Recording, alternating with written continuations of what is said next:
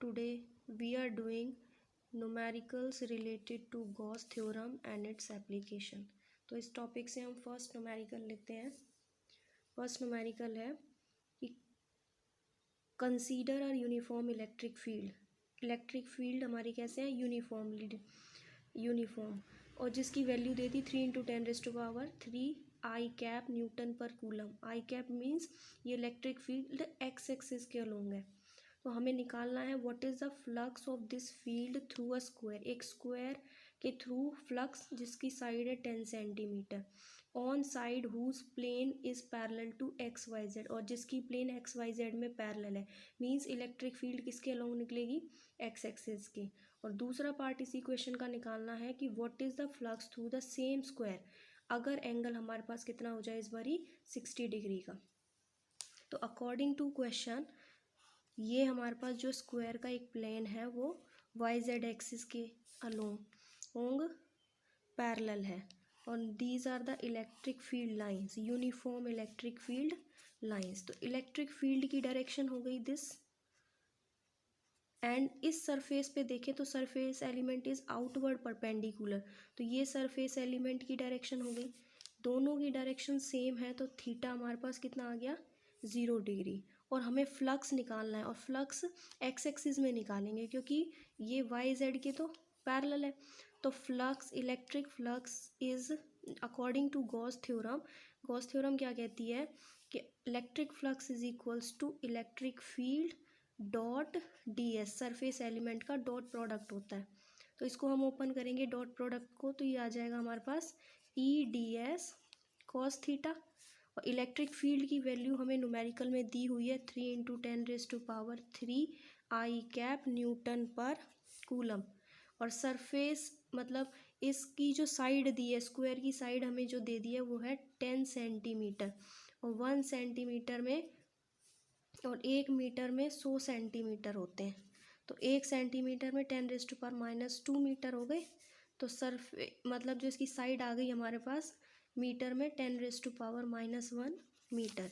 इन दोनों की वैल्यूज़ में पुट करेंगे तो 3 × 10⁻³ मल्टीप्लाई 10⁻, यहाँ पे सरफेस डी एस, यहाँ पे सरफेस एरिया है और एस यहाँ पे साइड है. तो एरिया निकालते हैं हम लेंथ इंटू ब्रेड से, और स्क्वायर है तो साइड इंटू साइड मतलब 10⁻⁻2 मीटर. तो यहाँ आएगी 10⁻2 मीटर इंटू में कॉस 0 डिग्री, क्योंकि थीटा 0 डिग्री है.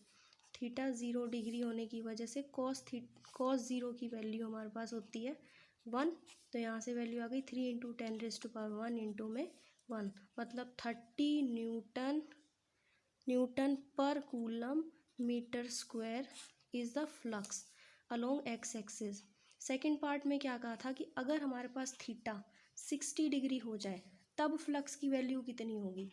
तो electric flux is equals to same e D S cos 60 आ जाएगा थीटा की जगह इस बार.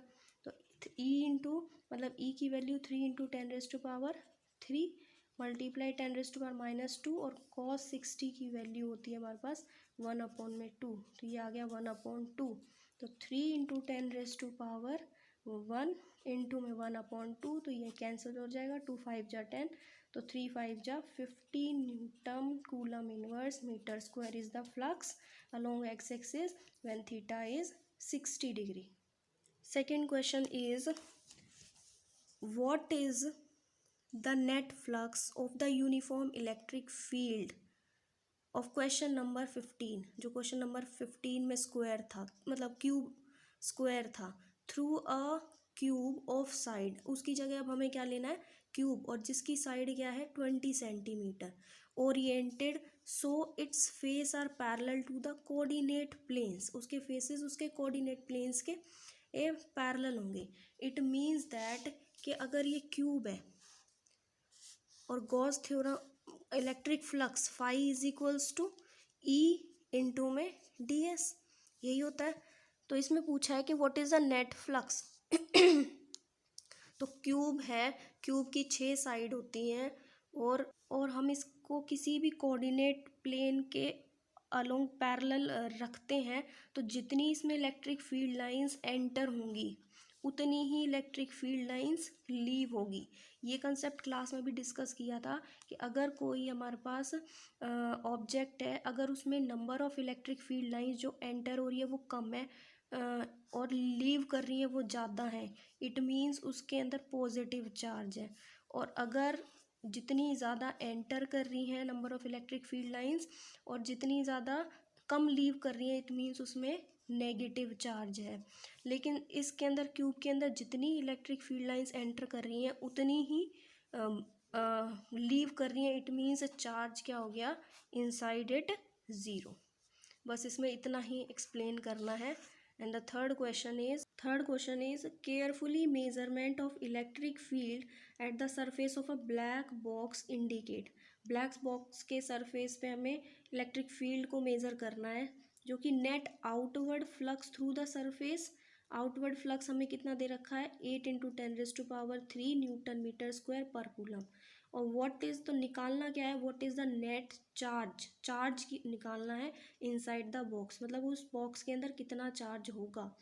और सेकंड पार्ट है if the net outward flux through the surface of the box is zero. अगर फाई हमारे पास ज़ीरो हो जाता है outward, could you conclude that there was no charge inside. तो हम क्या कह सकते हैं उसमें कोई चार्ज नहीं है, और अगर नहीं है तो क्यों नहीं है, और है तो क्यों है, दोनों एक्सप्लेन करने हैं। तो इसका फर्स्ट पार्ट हम करते हैं कि अगर जब हमें फ्लक्स की वैल्यू दे रखी है, फाई की वैल्यू दे रखी है, इलेक्ट्रिक फ्लक्स की वैल्यू न्यूमेरिकल में 8.0 × 10⁻³ newton coulomb inverse metre square, और फाइंड आउट करना है उस ब्लैक बॉक्स के अंदर हमारे पास चार्ज है या नहीं। तो अकॉर्डिंग टू